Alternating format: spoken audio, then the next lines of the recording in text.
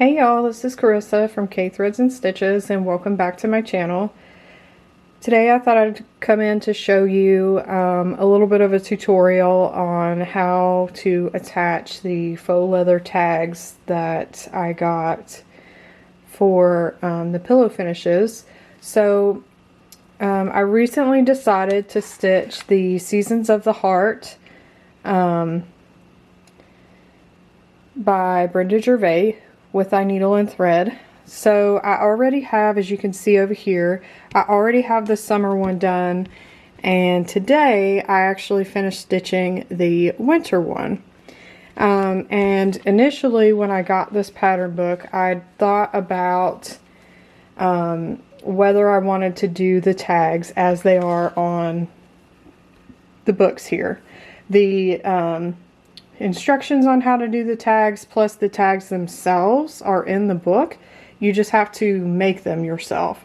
But I wanted to do something a little bit different. So I actually used to knit beanies and cowls, and I used to sell them on Etsy. And something that I used to use when I did that were faux leather tags that had K.ThreadsandStitches on it. So I still have some. I can show you one here if it'll focus. And basically it just goes along the bottom of the brim of the beanie. And you fasten it with, I can't remember what these are, I think they're called rivets. But maybe not, I could be wrong. But that's what they look like. And I knew that I didn't want it to be folded on the pillow somehow, but I definitely thought it would be cool if I could get one to finish flat. So I didn't know how I was going to do that, because cross stitch fabric, if you break the threads, that can be a little bit difficult, and I wanted to find a way to do this. So I went looking on Etsy for a shop to see. I figured that they didn't really have any that just created tags with the seasons on it, but a lot of times you can reach out to the Etsy shop owners and they will do custom orders. So I reached out to this shop here. I'll show you the card here if you want to take down the information. Night Owl Laser on Etsy, and asked her if she would do just a special order for 4 tags. Usually there's like a, you get 10 or 12 tags, but I didn't need that many. I just wanted 4 with, the names of the 4 seasons. And asked her if she could do 4 tags with just the names of the 4 seasons on it. And then they usually have, font options and, faux leather tag, color options and all of that, size, everything. So I had already, gathered the information prior to reaching out to her on what I wanted to get. If you are curious about the further specifications on the tags, just reach out to me. You could either comment on the video or just find me on Instagram at K.ThreadsandStitches, sorry about that, on Instagram, and send me a message, and I will look back at my purchase history and tell you what exactly all the specifications are for the size, the color, and the font and all that. But so I ordered those from them. It was only about, I think at the time, I don't know if prices have changed since then, at the time it was about $12, and that's with shipping and everything, I think. So, or maybe that was before shipping. That might have been before shipping. But that's not too bad. I thought that that was, pretty fair. Plus, I really love the way these tags look. So, as you can see, I previously did the summer one. And I attached these, and I got 2 rivets for each of the tags. Which is great. I thought I was only going to get 1, but she sent me 2 for each. So that worked out perfect. If I didn't have enough, I was just going to use some of the ones that I already had. So I would like to finish this just like, the winter one, just like the summer one, today. But I wanted to show how I did this, because I know in my last floss tube, well, not my last one, but the floss tube that I showed this in, I had mentioned showing how I did this. Now I will say, I'm not sure if the way that I do this is the best way or if it's the right way. It's just the way that I did it. So I just wanted to make it work so that it would work out and stay put, and that's what I did. So without further ado, I guess I'll go ahead and get started. If you have any questions on the fabric that I use, colors I use, I will be showing this in a future floss tube, which, you know, whenever I post my next one. Or if you just really want to know right now, just reach out to me and I'll be more than happy to let you know what I used.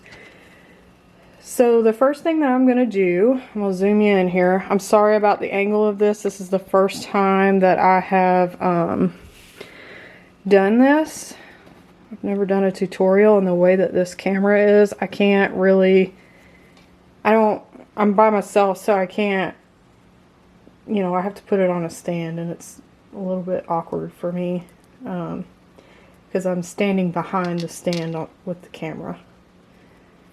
Just give me 1 second. I'm going to take these rivets off of here. And basically what I do is I take the faux leather tag and I will just place it here just to take a look at it, right? And I'll put it where I want it. And this may look a little wonky on your side just because of the angle of the camera. Okay, I think I'm good with that. I always just eyeball it. If you want to be more specific, you can. It's really up to you and how you want to do it. If you decide to get faux leather tags and do this way, I just kind of eyeball it to make it even as best as I can. So I'm going to be using one of these markers, if it'll focus. I guess not. It doesn't want to focus. Basically what this is this is a disappearing ink marker. One is with water, and the blue side is for if you get it wet, it'll go away, and the purple side is air and water soluble. So it'll eventually just disappear. So what I'm going to do is I'm going to hold the tag down, and I'm just going to go right in the center of that tag, the holes in the tag. That way all that's left are the two holes there. So what I kind of start with here is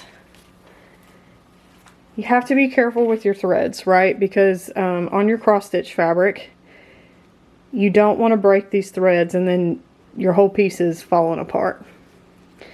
So what I will do, I'm going to do this as best as I can. I'm sorry for all the movement. What I will do is kind of go in the center of this as best as I can in one of the holes. I'm going to take a needle, just a standard cross stitch needle, and I'm basically going to work this around. I'm just going to go in a circular motion. I'm going to open up this thread. I'm going to be gentle with it because what I don't want to happen is, busting the threads, like I've said, which is going to open up that hole there a good bit, if you can see that. Alright, and I'm going to do that to the other side.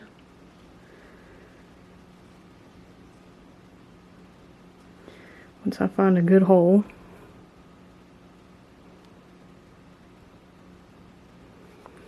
Alright, and I'm just going to circular motion that.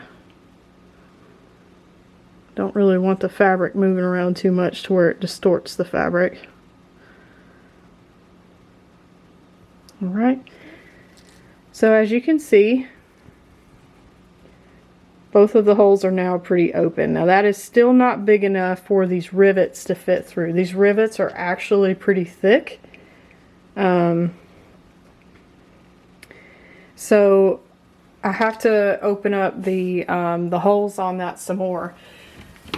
Now again, this may not be the best way to do this, but this is the way that I do it.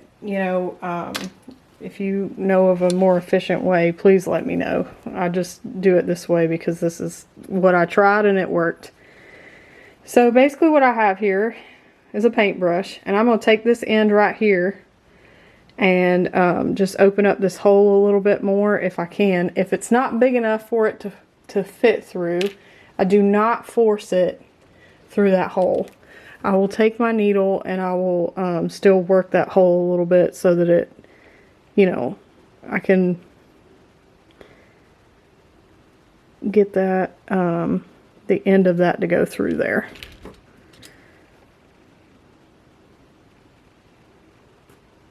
Alright, and I twisted it a little bit, it went through. I can kind of go down this a bit. And as you can see, it's opened up that hole, but it has not ripped my cross-stitch thread fabric.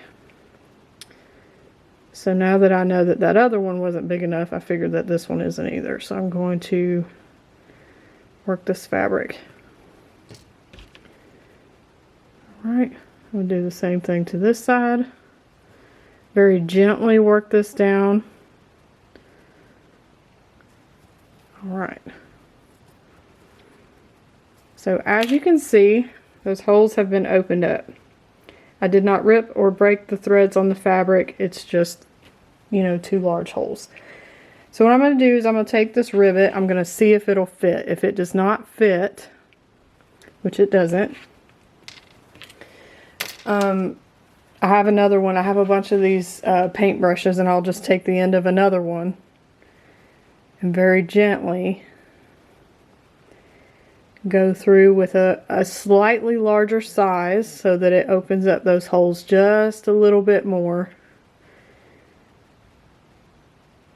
Very gently. You do not want to just push these through and then break your fabric, your threads on your fabric. Alright, I think that should be big enough though. Oh, just about. Maybe not. Is this side big enough? I think what's actually happening. Yeah. Okay. So I need to make it just slightly bigger.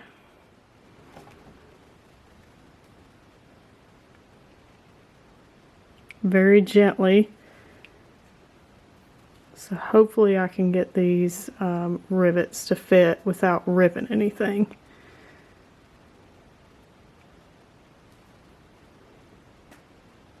I can feel the cross stitch fabric getting pretty tight, so I don't think I want to make these holes much bigger. I'm afraid that it's going to rip it. Okay, so that's perfect. That fits. Let me check the other side and see if it fits. Oh, I'm sorry. So as you can see, I can put this through.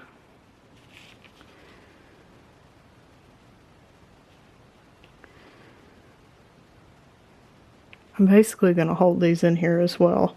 So sometimes, and you don't want to just push these through, because as you can see, if I flip this over, the threads are kind of crossing over.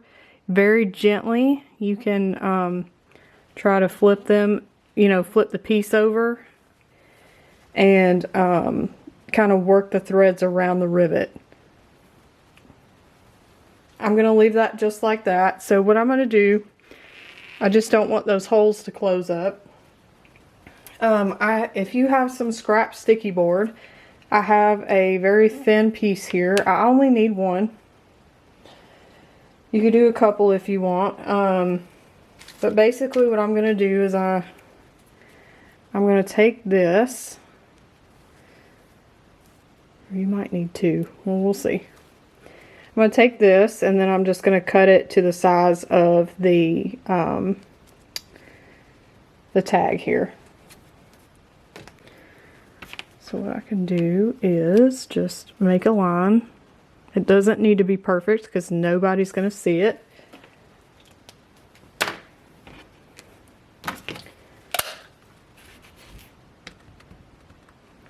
And then I'm just going to cut it. This is my cutter that I use only for sticky board. I have one that I use for fabric and I have one that I use for sticky board. So basically what you're going to do with this is you're going to do similarly the same thing that you did to the fabric. You're just going to lay this on top of here. You're going to mark your holes. So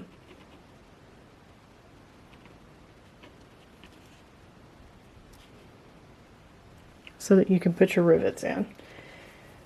Now this is a lot harder because this is sticky board. I I had to go back and take a look at how I was going to put the hole in the sticky board here. Once again, if it'll focus. Okay. So I couldn't remember how I did this, but I just did another makeshift way of doing this. And again, there may be better ways to do this. If you have a hole puncher or something, I don't have a hole puncher. I don't think I have a hole puncher. Sticky board is pretty thick, so it's kind of hard, but I also ended up having to cut a larger piece. So I would actually recommend that you take, this was my first piece, and as I was making the hole there, you can see it ripped. It's okay if it, because it's likely that it'll start splitting apart, you know, the different pieces. If you can keep it all together, I would just leave it that way. It's going to do that. If you do it the exact same way that I do it, this is really just to stabilize the tag on the inside of the pillow, so nobody is going to see this. You can barely see my mark there, but I've got my mark right here. And basically what I'm going to do is I'm going to take some cross stitch scissors. These I don't really care about, so I decided to use these. And I'm going to start by just opening that hole with these scissors, kind of working it back and forth like this. You'll want to hold it. It was moving there. Ooh, made a hole in my mat.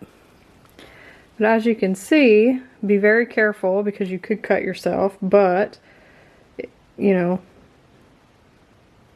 it won't focus, but it's just going through. And I'm just going to work this very gently so I don't cut myself. And again, if you can see right here, even the paper is coming up. It's going to do that. That's okay.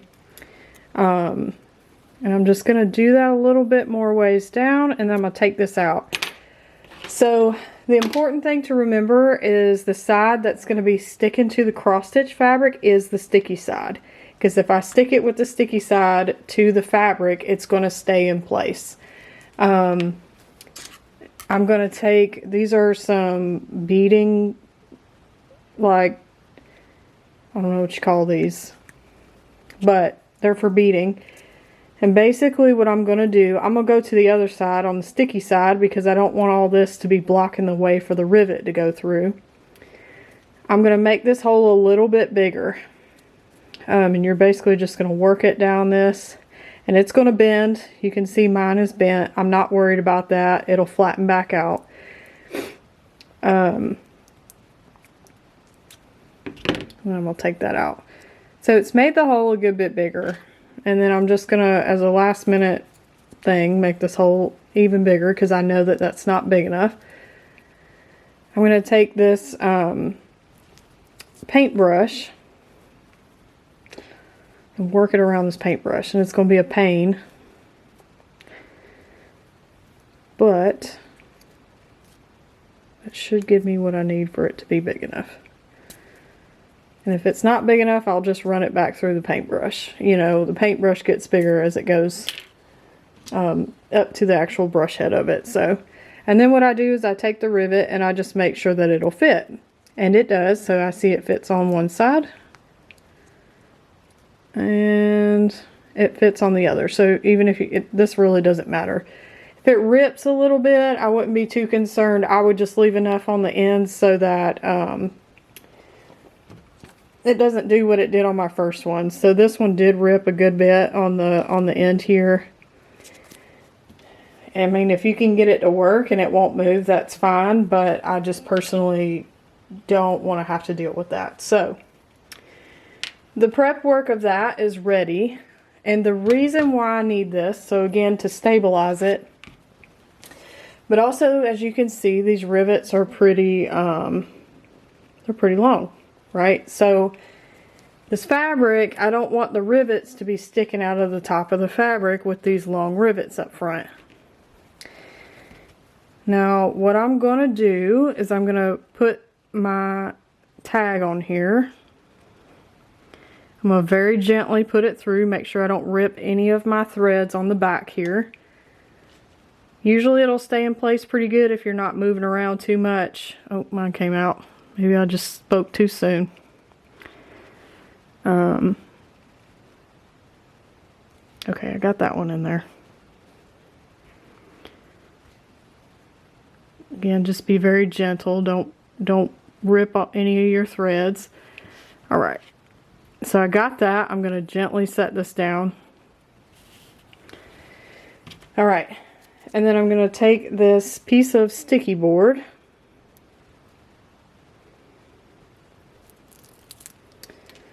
I'm going to remove that. And as best as I can, I'm going to stick this through the back side of the rivets.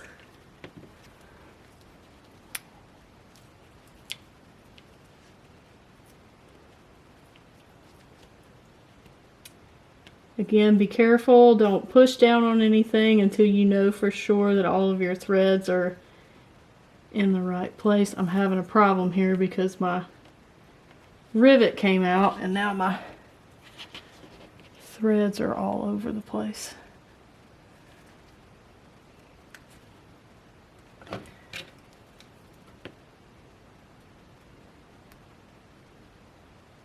All right, there we go.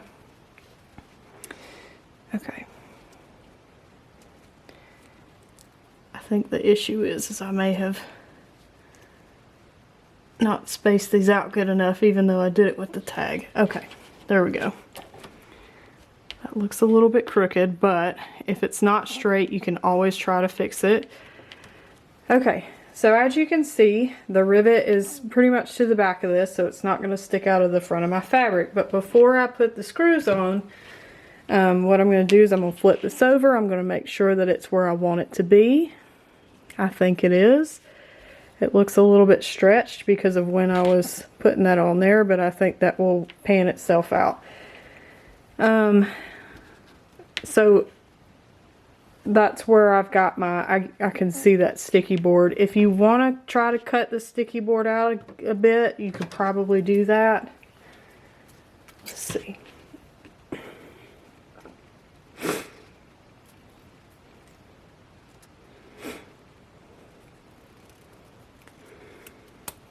So that not as much of it's showing, hopefully.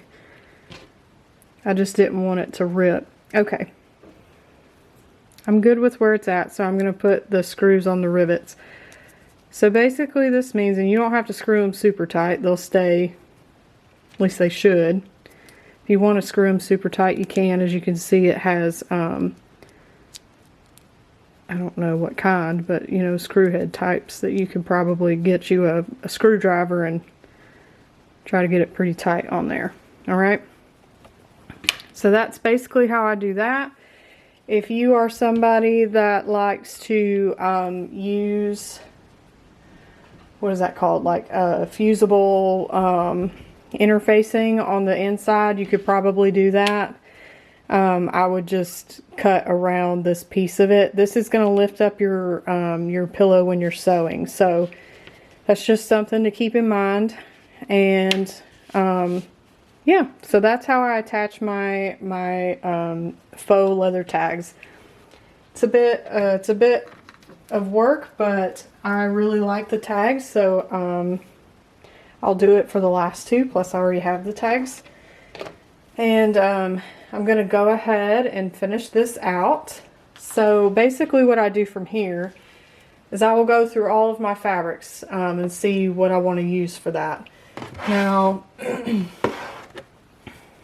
don't know if I can, you're going to see what a mess my space is, but if you can see up here on my craft box, I don't really have this in a place where you can see it real good, but I've got all my fabric right up there.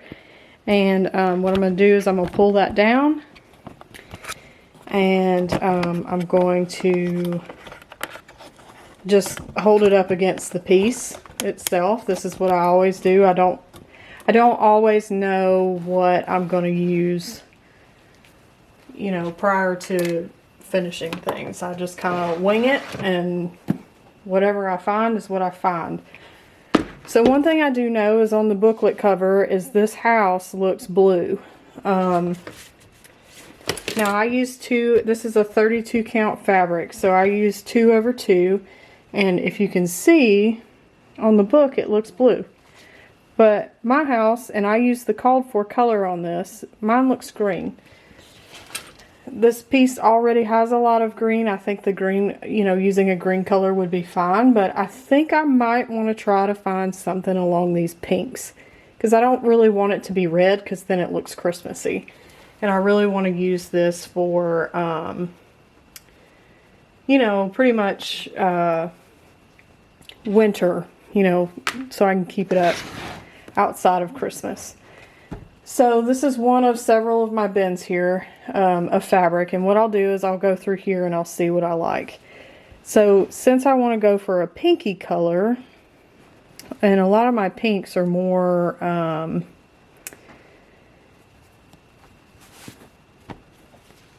they're more springy. Sorry, I couldn't think of the word. Those whites look nice though. I might try to use those. Let's see. Because I like this. This looks like it matches the door on the house, and some of these, well, kind of. In person, this looks like it matches a little bit better on the video, but in person, that looks a little bit different. Oops, sorry about that. I don't think I have anything else in here. I don't know.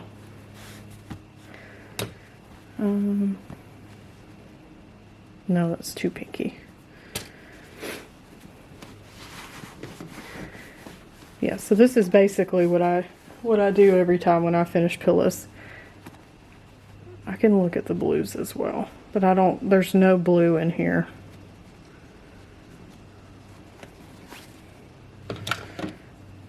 So as you can see, I mean, the green and the blue, I mean, it really just doesn't fit well. Oops, sorry about that. I'm going to keep hitting this camera because I'm not used to that. Alright. So what I'll do is I'll move on and see if I have anything else. Got some fabrics here. Most of these are either bee fabrics or Halloween, but I do have a few in here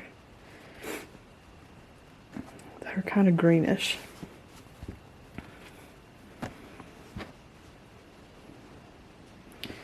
No, I don't like that either.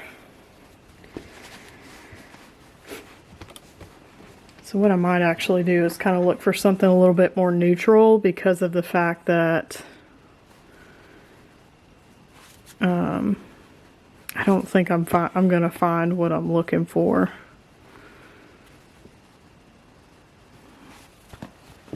I don't think I have.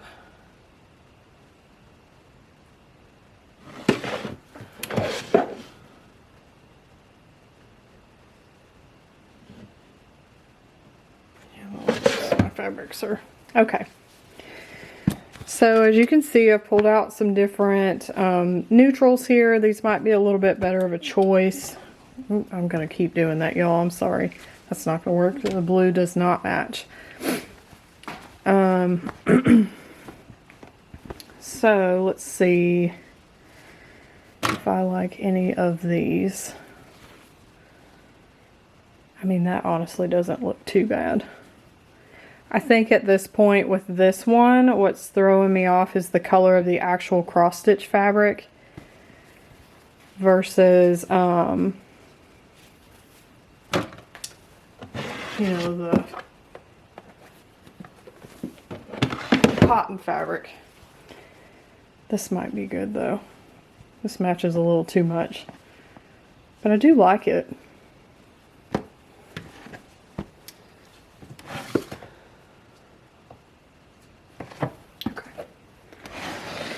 Could do is pull out another one. Let's see. I do have a peachy color here. Oh, that might be good. So again, this is a little more springy, but that's okay. Although that actually kind of looks halfway decent with that. I also have this green. I know I said I didn't want to use green, but that might be one of the better choices. Sometimes it's good to go against what, you know, you originally think about. You know, you think, because like I said, this is like, most of this is all greens. Trees are different greens. There's like 2 different greens in this here. The house is green. I mean, most of this is green, but That might be the only thing that actually looks good. Oh, that looks nice. Okay, well, this seems like it's going to take me a little bit longer than what I thought. So what I'm going to do is I'm going to go ahead and end the video. But thank you for joining me. I hope that you enjoyed watching. And if you have any questions, let me know. If you have a better way of figuring out how to put rivets in here without stretching the fabric like that, by all means. You could also use just regular cross stitch floss and then just, you know, stick it through the holes and then tie it to it very similarly to how it is on the book here. You do not have to use the rivets. I like the rivets, so that's just how I attach it with the rivets, but you could also do it just like this so that you don't have to worry about that, and then it'll be super easy. Completely up to you, but if you have a better way of attaching rivets on cross stitch fabric without going through all of what I just, you know, did and what someone else may try, I just say be very, very careful. Again, I'll say one last time, just be careful not to rip your cross stitch thread. You do not want to jerk anything through. You want to be very gentle, very slow when you are, you know, creating the spaces for the rivets. So if you have any questions, let me know. Reach out to me at K.ThreadsandStitches on Instagram, or you can comment down below. And thank you guys for joining me. I'll see y'all later. Bye.